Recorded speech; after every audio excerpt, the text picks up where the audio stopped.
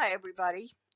I'm going to begin this slideshow on World War II, Chapter 24 in your textbook, with the steps to World War II. This is going to give you an idea of what's going on in the 1930s, mostly in Europe, a little bit in the United States, that leads Hitler to take over so much power in Europe and then draws America into the war in 1941, so we'll cover that in the separate slideshow. I'm going to try and make this fairly quick. So as I go through these slides, you can read along or take notes or whatever you want to do. This information and all these slideshows I'm posting this week will be included or could be included on the next quiz coming up. Okay, fascism is rising to power in Europe. There's three countries that wind up with fascist dictators: Italy, Germany, and Spain, in that order. Italy becomes fascist in the 1920s.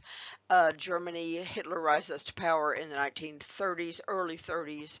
He's elected in 1933. And then Spain, a little bit later in the 30s, as they go through a civil war. So although Germany is the main enemy for the United States in World War II in Europe, Italy and Spain support him, or at least don't oppose him. So I'll talk more about that as we go along. So what is fascism? It is extreme control or complete control by one person. So a fascist dictator has total and absolute control over the nation, its economy, its politics, its society, everything. Now, Hitler did have something akin to a Congress that was called the Reichstag. If you say it in German, it's the Reichstag. You know, you got to get that guttural sound in there. It was more or less a puppet governing body that did what Hitler told it to do. So there's no will of the people at all. Everything is the will of the dictator. Fascists demand conformity. This is the key characteristic of fascism, is that you cannot disagree with the leader. And under Hitler's control in Germany, most people are familiar with the concentration camps and the 6 million Jews that were killed in those camps, but there were 5 million other people also killed in those camps. They were homosexuals, they were political opponents, they were black, they were anything that was dark, any person that was dark-skinned, they were ethnic minorities that Hitler wanted to get rid of, many nationalities of countries that he absorbed into Germany during the war. So the concentration camps were for killing people that Hitler didn't like. That's the simplest way to say it. Another characteristic of fascism is extreme nationalism. This is called jingoism.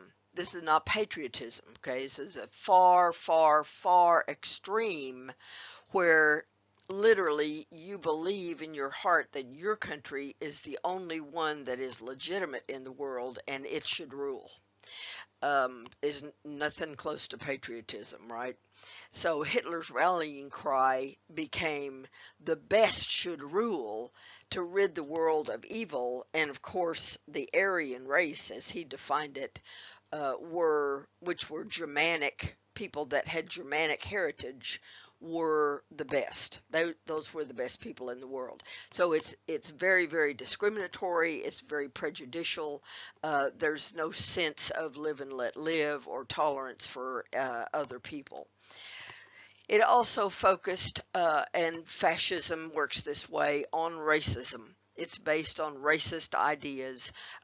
So not only racism, but racism is a large component of it, because fascism depends on identifying an enemy or many enemies that need to be destroyed so the state or the chosen people can prosper and rule.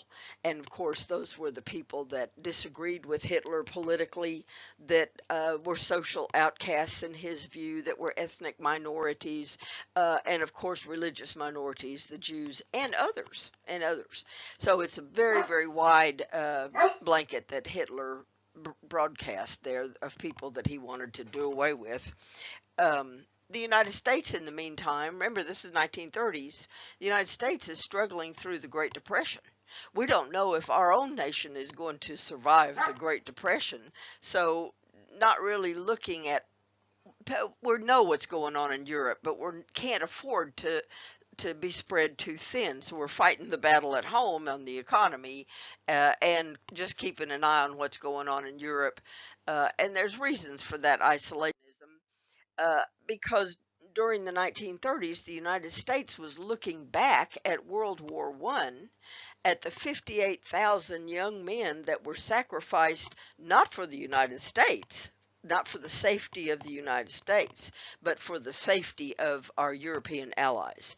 And Americans, every year that went by after World War I, Americans became more and more disgusted with the fact that the United States entered that war at all. Remember, it was a very unpopular war right up until the time the United States declared war on Germany and Austria-Hungary and Germany. So we're kind of stuck looking backwards. The United States Congress convened a commission called the Nye Commission, NYE, and its job was to investigate weapons manufacturers, including gunpowder manufacturers like DuPont and Hercules, for their influence on America and the federal government in going to war in World War I.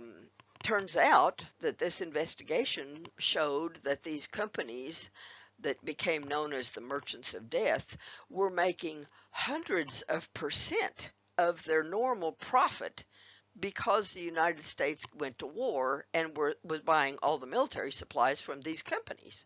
So, and these companies had continually bombarded, lobbied, what we call, in Washington for the United States to go to war. At the same time, the American people were 95% against going to that war. So the United States is looking backward at those mistakes that they now feel like were made in World War I. And so Congress passes laws that are called the Neutrality Acts in lump sum.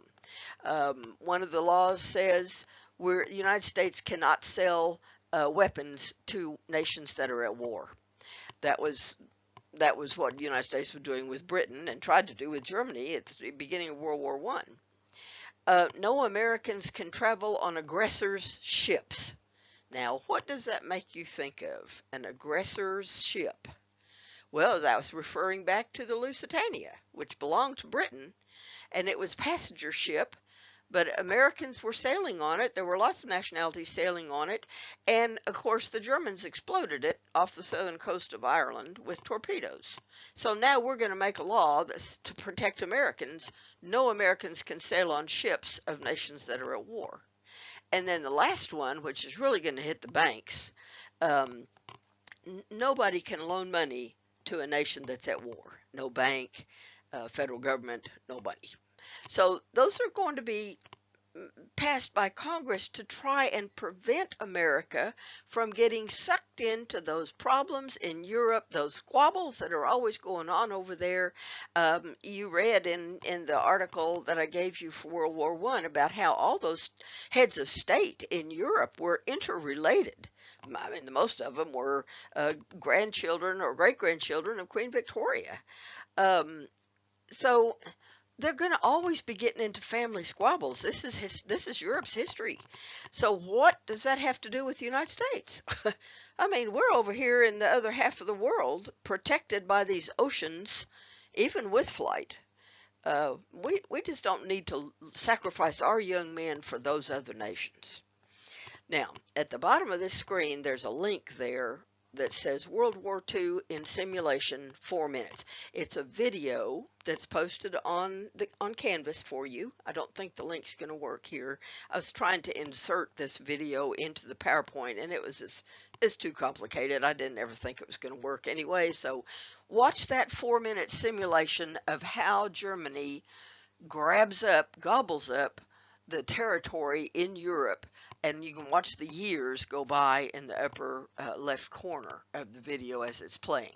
The blue represents the Allies, United States, England, and France, and Soviet Union for a while. Well, it's Russia back then. No, World War II is Soviet Union, sorry. Um, yes, the Soviet Union was our ally in World War II. So, they're not a very good ally either, but I'll get to that in a little while. Okay, to the next slide. So 1939 is when World War II began in Europe.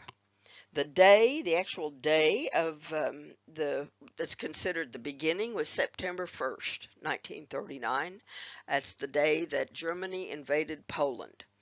Now, 3 days later, England and France declare war on Germany because they had promised Poland that they would come to their aid if they were attacked. Well, England and France didn't have the capability to enter the war at that time. They weren't prepared. They were fighting the Great Depression just like the United States was. But they had to do something because they had promised Poland that they would be their ally, so they declared war on Germany. Now, in the background, Joseph Stalin, who was the premier of the Soviet Union, had made a pact with Hitler, or Hitler had come to Stalin and said, everybody, we really shouldn't allow Poland to exist. And Poland had had a very rocky history. Part of the time it was in Russia, part of the time it was in Prussia, part of the time it was in Germany.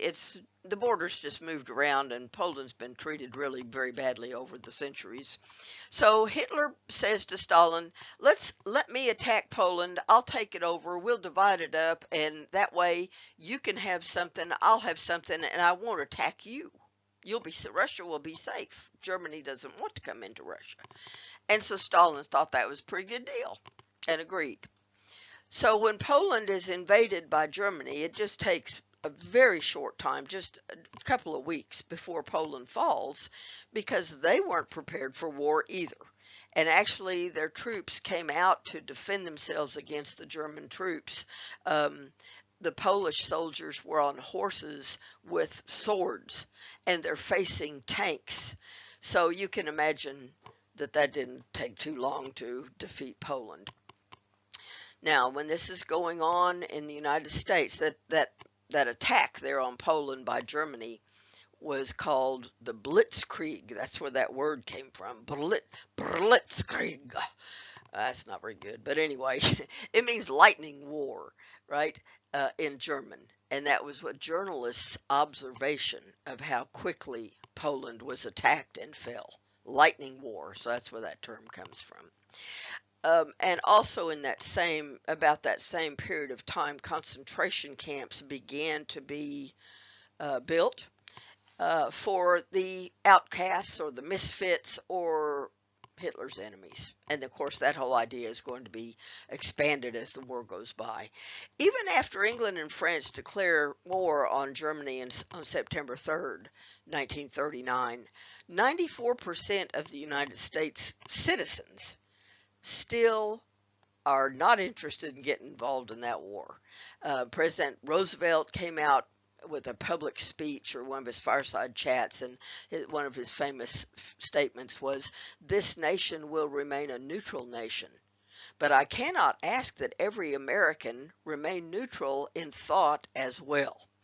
So what he's acknowledging there, that a lot of Americans at that point in time were sympathetic with the Germans because they were German heritage.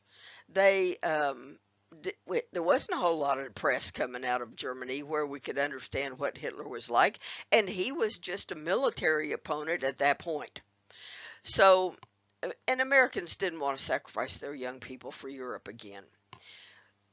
But continuing on in 1940, just the next year, beginning in April, in the spring, during that period of time, war wasn't always fought during winter, because it's very difficult to move around when you've got troops on the ground trying to slog through big snowstorms in the mountains and stuff.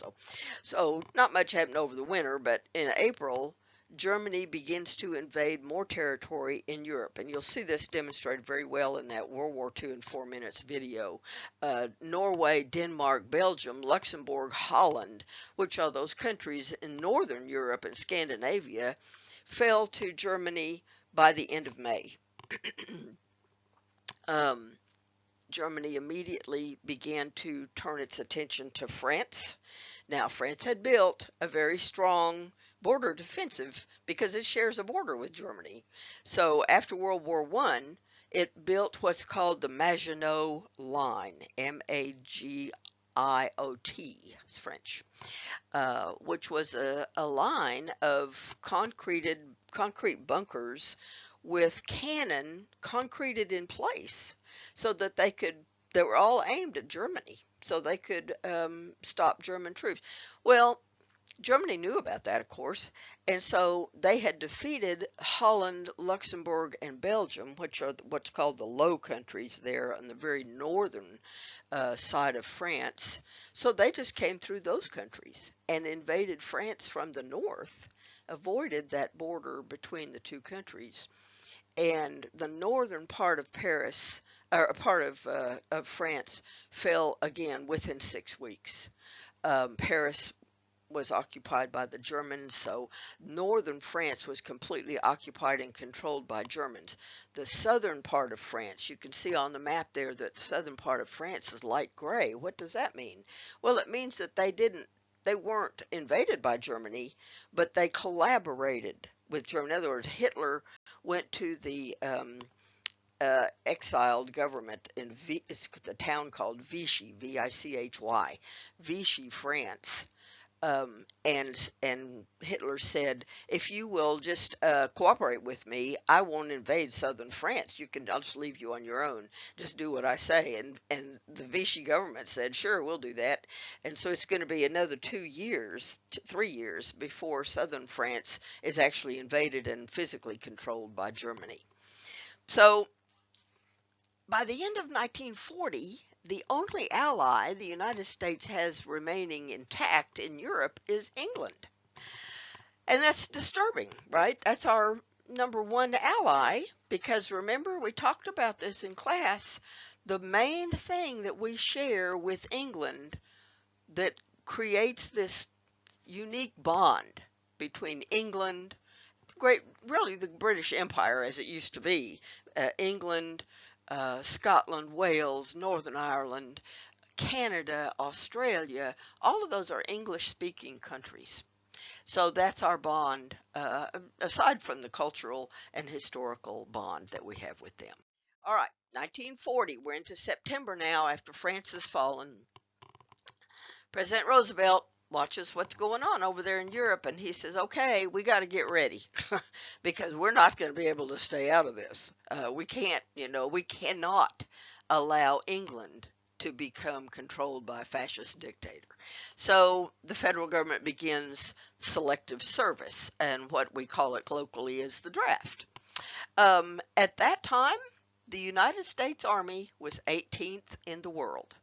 I've told you before that the United States, before World War II, the United States did not consider itself a militaristic nation. We didn't have an army standing at the ready. Actually, that's the reason for the Second Amendment, and I'm not going to get into that, but just consider that for a minute. We didn't have the capability of a strong national defense because we weren't considering ourselves militaristic. We're a peaceful people. So 18th in the world, we had a long way to go before we're ready to fight a war. And England, of course, was going down the tubes fast. So in order to get around those neutrality acts, Congress passed a law called Lend-Lease. It rather than violate the neutrality acts that says you can't sell weapons to a country at war, we're going to find sort of a loophole and go around that law by lending or leasing military equipment to England. Now, it's a little bit dicey because if you loan somebody a tank, do you really want the tank back after it's been through war or anything else? As one of the senators said, it's kind of like loaning somebody a piece of bubble gum. Do you really want it back when they're finished with it? So it was the best we could come up with. We can supply England with the weapons that it needs while they're being bombed into next Sunday by Germany. So they're unable to continue to manufacture the basic necessities of life, much less war materiel. So we're going to be supplying those things with them well before we've entered the war. This is kind of a little bit under the table, but not exactly. I mean, everybody knows we're doing. All right. Then we're still in 1940. In June, Germany, Hitler went back on his word to Stalin, which he was famous for. He never kept his word. He was a big fat liar. So they invade Germany on June 22nd, 1941. Stalin is, overwhelmed and shocked. Now, Russia had been fighting the Great Depression also. Not as bad as the United States and capitalist countries, but still feeling the hurt. So Stalin comes to the United States to Franklin Roosevelt and he says, Roosevelt, you got to help me here. This guy has invaded Russia. He said he wouldn't do it, and we're not prepared for war. You've got to come to our aid. What I'm asking you to do is invade France on the West Coast. If you'll invade France on the West Coast, then Germany will have to pull its troops back out of Russia to fight you in France. And President Roosevelt said, Joe, I'd really like to help you, but we don't have the ability to help you. We're not ready for war either. So we sent 10,000 troops to assist Russia in trying to push back Hitler from their invasion, which was, not even a drop in the bucket. But what that did was Stalin assumed from that the United States wanted to see Russia fall. They would rather deal with Hitler than with the Soviet Union, and that is not the case. The United States always would have preferred to deal with Stalin and communism than a lunatic like Hitler and fascism. But Stalin got that into his mind, and so he believed that started a resentment burning in him that's going to continue on and contribute to the Cold War after World War II. Okay. On the other side of the world, Japan has been gobbling up territory in the South Pacific. It's even invaded China and taken over the province of Manchuria. It has, in 1937, it invaded the city of Nanking. It was called Nanking then. Now it's called Nanjing because we've become better at pronouncing other countries' wording. So Nanjing, 1937, and that was probably the single most vicious attack in world history of one nation on another. Nanjing was literally cut to shreds. I can't remember how many people died, but hundreds of thousands. And they didn't die by bombs or tanks. They died by hand-to-hand combat. Literally, the Japanese soldiers went in with swords and chopped people to death. Virtually every woman, every young girl was raped, many times raped to death. It was just savage. It gives you a good idea of the relationship between Japan and China. That's ancient. It still exists today. Very, very dangerous, touchy part of the world over there, because I know we in the United States, we tend to look at Asia and say, oh yeah, well they all look alike and they all sound alike and we can't understand any of their language and can't write it, and it's just not true. That's stereotyping, and stereotypes are always wrong. So every Asian nation has its own unique relationship with every other Asian nation, and oftentimes they go back centuries to in their enmity for each other. So we've got to be careful and educate ourselves on those delicate relationships. Anyway, so Japan has been very active gobbling up territory, and the United States has been watching. When France fell in 1940, they owned a colony in Southeast Asia called French Indochina. French Indochina. Indochina is one word. When the government of France fell, Japan, who had been allied with Germany, this is called the Tripartite Pact. Tripartite Pact. Germany, Italy, and Japan. Three nations all on the same side.